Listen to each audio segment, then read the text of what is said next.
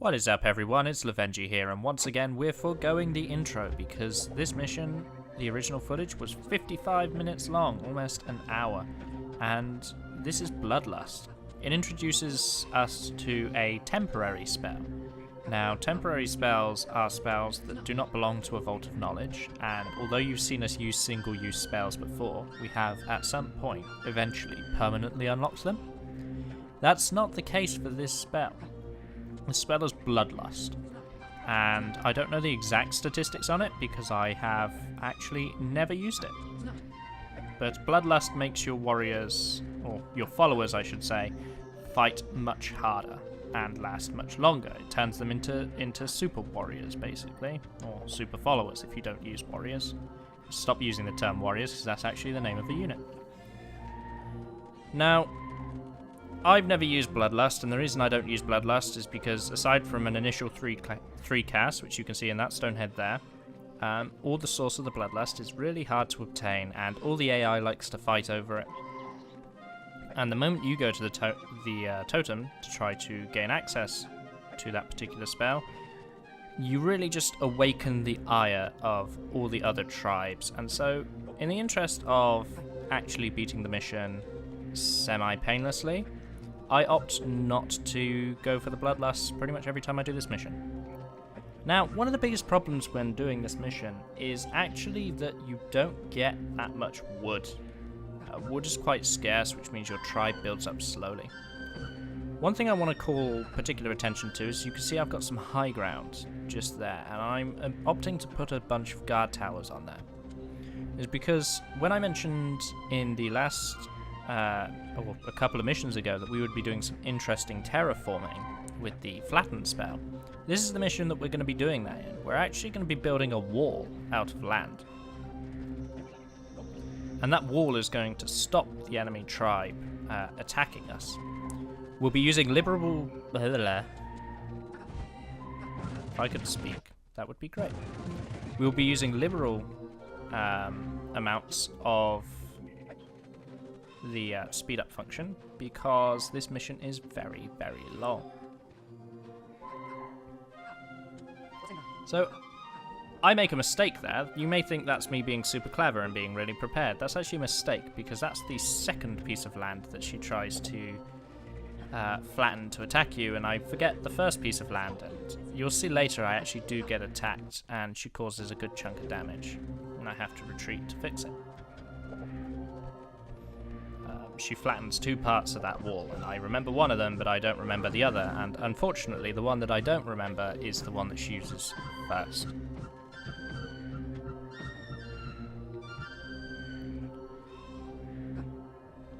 So I'm doing a lot of micromanagement here, so selecting a bunch of idle braves, holding the control key, clicking the tree, then clicking back inside the tribe. The followers are somewhat intelligent in that they have a radius for which they'll search to obtain wood, but they're not particularly... the radius isn't particularly big, and you'll find those huts on the far west will actually try to... they'll think the quickest path is all the way around the map into the green tribe, because that's the closest tree. It's not particularly intelligent, so it's easier for both the lives of your followers and the rate at which you build your tribe to micromanage this process. Now, we're going into a slightly slowed down segment because this is me building the wall, and I wanted you to see exactly what I'm doing here. So, I'm using a flatten to get onto the high ground by standing close to the cliff edge when I cast it. I'm using a land bridge to flatten out and turn everything into walls. I can't quite reach, so I'm using flatten again to extend the radius of the mountain, and then I'm just hitting it with a land bridge. And as you can see, one of my followers was about to just run into the yellow tribe, which would not have gone very well for him. Now again, I'm just using the land bridge to do what it needs to do.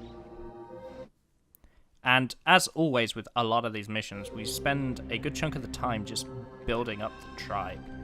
And you'll see why later. I have included one slowed down segment, which is the actual amount of damage that is caused when a shaman decides to go into a tribe and unleash everything she has. Just to show you how dangerous this game has become. The AI in the earlier levels doesn't really have the intelligence to kill you, but because of the power of all the spells, she certainly has the capability of just accidentally killing you. I don't know why the weird terrain effect is back on this level, but as you can see, I am about to get mega attacks. So I slowed this down so you can see. This means my timing is slightly slow, as well as forgetting the wall, because normally I should have the wall finished and be back in my tribe before she casts the erode spell. But I can use that as a baseline to try to sort of tell myself where I am in the stage of the game. So the AI does this thing where before it attacks you, it likes to stand completely still and group its forces. It's meant to be threatening, it's meant to represent the enemy posturing to attack and to give you a chance to respond. And it does give you a chance to respond, but not in how the developers expected you to. The developers expect you to like group your army up and then you'll have this epic battle in which the sound effect for the large battle plays and it's all great. Or you could just throw some spells at them. As you can see with the initial use of the swamp spell, the swamp immediately disappeared. It means it spawned in, killed exactly 10 followers, and then just immediately spawned out because it had done its killing limit already. So I cast another one. So that high ground, now that we've built that wall, the AI will try to attack with balloons, and that's why we put the towers there. Those towers are in range of that stone head, and that stone head is where the enemy will group its balloons before flying into your base. And as you can see, the sheer amount of balloons she came in with, we actually took out most of the followers before they even reached the tribe to do any damage. And all I had to do was use the lightning spell or two to clean that up. And that's a good position for us. That's the kind of position that we want to be in. We want to have control of the battle.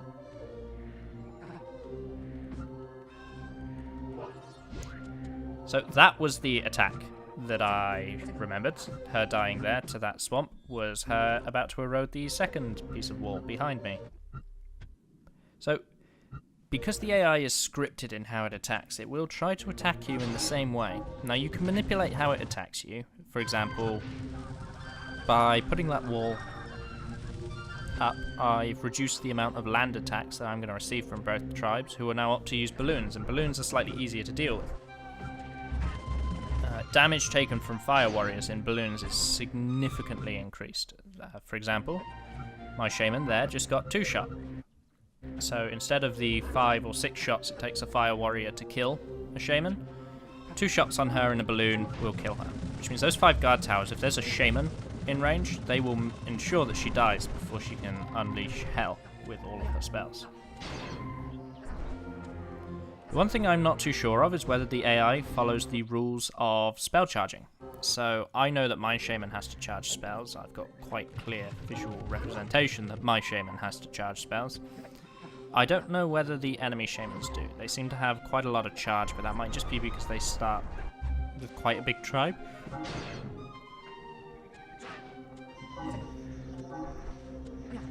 So I waste a lot of time here. And I'll be the first to put my hands up and say I'm wasting time at this point. I remembered mission 6, I don't know if you do, in which we had to bring the yellow tribe and the green tribe into war with one another, and how unimpressive that war actually was. I was like, with some clever terraforming, I can probably bring these 2 tribes into war, and that's exactly what I tried to do. Once again, I die. This is the 3rd death now. And I just go back to building my tribe up.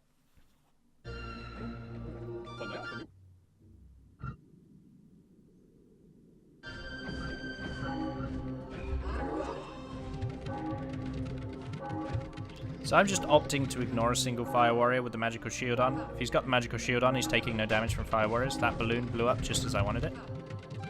But because that balloon blew up, I needed a balloon. So if you cast the hypnotize spell at the ground, it will hypnotize things in the vicinity. So even though they had the magical shield, because I didn't cast the magical shield directly on them, it didn't protect them. Now the red tribe unleashes absolute hell here, and I was very confused. I was like, if I just died and check, and it was on the yellow tribe. So the tribes do fight each other in this mission. So going back to my original plan was I wanted to terraform the green tribe into the yellow tribe so that they had no choice but to actually fight one another. And I was hoping that that would be entertaining to watch.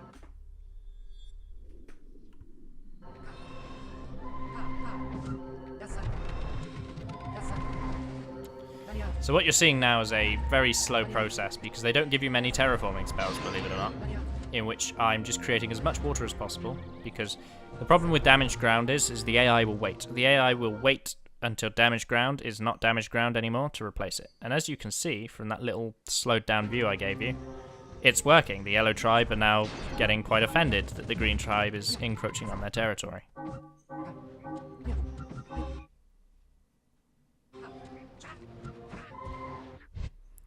So even though I die there, I was actually hoping that what I'd done there would encourage the two tribes to actually fight each other a little bit. It did not. But you'll see that later. I was hoping that the green tribe would get wiped out by the ire of the yellow tribe. And here we go into the slowed down segment. So this is what happens when you unleash hell. So we are going to attack the Dakini and we're going to use every single spell in our arsenal to do so. Now, first of all, you can see because I built up a sizable tribe, the earthquake spell, Rakai, or is recharging very, very quickly as an end game spell. It is already recharging quite quickly.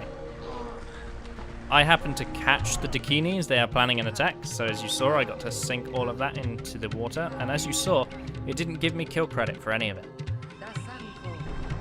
It informed me that red tribe members were dying, but did not give me the kill credit for any of that. And that was what I was explaining in one of the earlier missions about using the erode spell.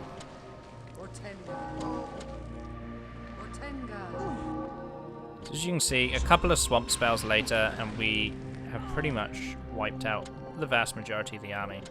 And we get to just unload now. It's incredibly satisfying when you've got full mana and you just decide, okay, we're going to attack something now. And we actually managed to unload everything before we die. We do die, spoilers, but the amount of damage we get to inflict before we die is substantial enough that it pretty much ends the Dakini.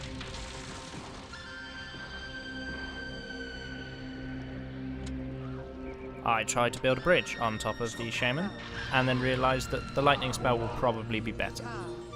Using the lightning spell, we gain even more mana, which allows us to cause even more hell.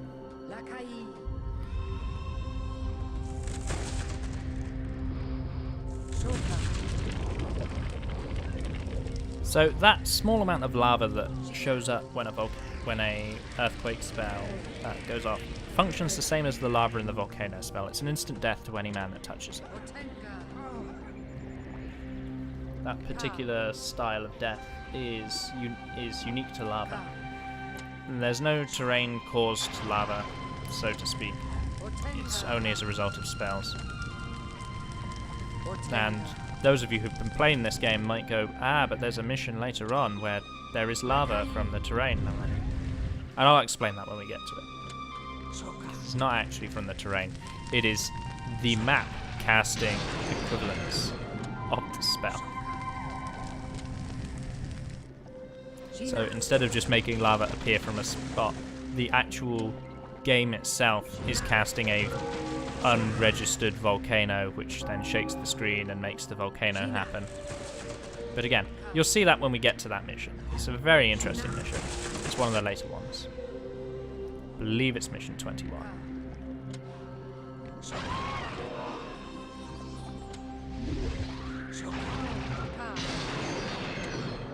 That spell, that sound you can hear is just the praying at the totem being successful for the enemy tribe, but because there's no AI for the enemy tribe to use Bloodlust, there are no worries to allowing them access to the Bloodlust.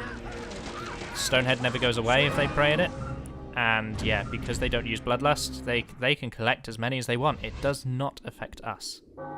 We don't have to deal with the super warriors. If we had to deal with the high-quality warriors that are produced as a result of Bloodlust, we would probably have second thoughts about allowing the AI to have it. But because we don't, we can just be like, well, that's fine. You can have that. You can do what you wish with that. It does not bother us at all.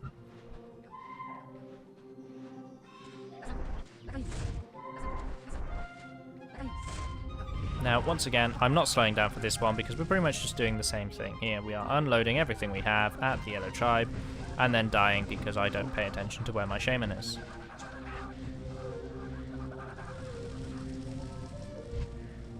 So it's important when you begin the attack to try to kill the enemy shaman. You may or may not have noticed, I may have not explained it because it's a core mechanic and I just assume everyone knows it, which is bad. The death of a shaman involves the transfer of mana, which is what that sparkly effect is. So by killing the enemy shaman, you may think I'm just wasting a lightning spell because she's not really doing anything. She's actually giving me mana, which is charging all my other spells quicker, and therefore increasing the rate at which I attack. So when I thought the Green Tribe were dead, I was wrong. They came in guns blazing and actually did a good chunk of damage. They took out a few huts, made me build some more. Look, ridiculous. So I decided to attack them back. I've had enough of them now. I realised that the yellow, now, especially now that I've weakened the yellow, they are not going to kill each other, and so therefore I should just kill them. And I start doing that, but then I messed up.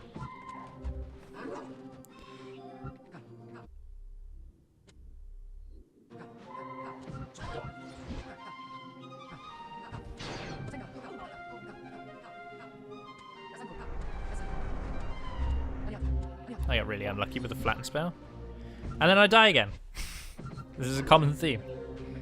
So at this point I'm thinking maybe I should not control the hot air balloon because I'm clearly not on form today. So I decide to attack by land.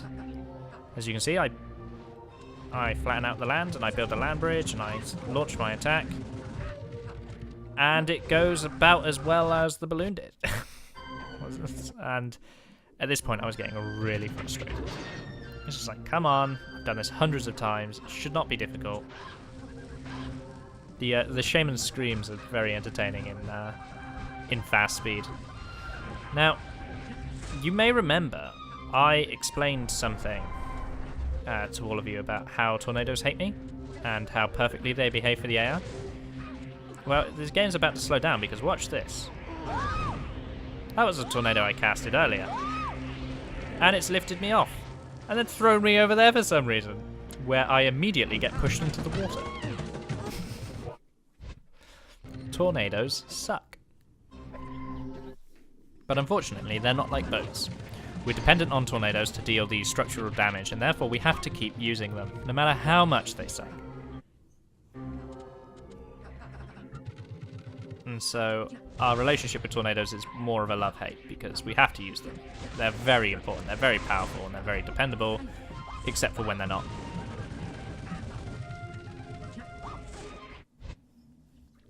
Now, you may have seen buildings sinking into the ground. So I cast a earthquake, and the ground turns to water for half a second before being damaged, and the building sinks anyway. That's a very interesting interaction because damaged ground cannot be water. And you have two counteracting elements there. So you have the fact that the earthquake produces lava, which damages the ground. But the earthquake also has a micro flatten, which affects the terrain. So the game argues over whether it's water or land.